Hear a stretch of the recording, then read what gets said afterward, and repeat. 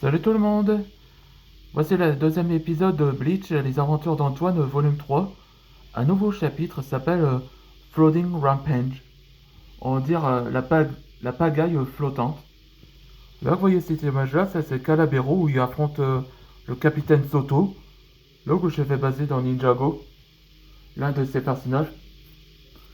Ok, ce qui ne rappelle pas dans cet épisode précédent, je vais vous raconter comme ça comme résumé. Tout a commencé quand Walden était éveillé dans un monde inconnu où il rencontre l'ancêtre de Walden, Thelonious. Donc Thelonious ça explique à Walden que les pouvoirs des éléments de la foudre se considèrent comme les générations grâce à les constellations, qui inspirent la science. Et donc Thelonious révèle à Walden que Amatsu, l'ancêtre de Fundra, était le partenaire de Thelonious lui-même, où ils étaient devenus amis. Et donc, la seule raison qui a déclenché la guerre, c'est que ils ont créé une sorte de deux mécaniques qui sont considérées comme une humanoïde. Le chevalier éclair et l'autre une sorte de construction interdite. Et donc, ce qui inquiète à Thelonious, Amatsu est devenu obsessif de son arme, de sa création destructive. Et donc, c'est pour ça qu'il a déclenché la guerre depuis longtemps. Et il rendra service. Après que Thelonious est heureux de parler avec Walden et demande de leur rendre service, de ramener les électrobrailles à la raison. Pendant dans le monde réel, là, Reggie et Goto ont révélé à Walden qu'il a enfin le parchemin ce que Walden avait ouvrir.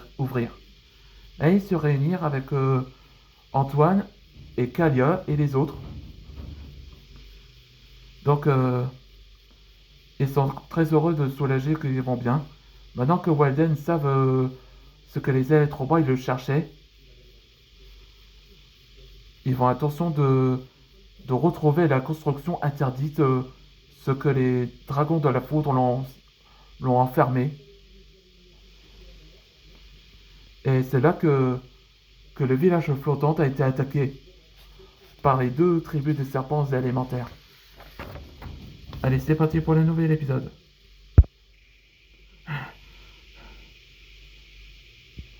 Vos armes sont inutiles, maître. Face à nous, les maîtres dragons. On est là, Fundra, en parlant du loup. Et on vous arrête, vous deux. Ah, je vois que t'es en avance, on dirait. Anéantis les maîtres dragons. D'après messieurs, je ne décerai pas pour les maîtres dragons. La construction chevalier est restée en vie. C'est exactement ce que je cherche. T'en fais pas, Fundra. J'ai une surprise. J'ai une surprise réservée pour les maîtres dragons. Que veux-tu dire, Orial? Je tiens en otage. J'aimerais ce que je. J'aimerais ce qu'on voulait. Oh non, Edouard! Que voulez-vous? Je veux que Walden se venir avec nous. Ou c'est eux qui vont souffrir. Ok, si vous voulez, alors je viens. Je me rends. Walden, il a fait un clin d'œil, ce qui fait un sourire. Mais c'est quoi comme plan? Excellent, t'as pris ta décision.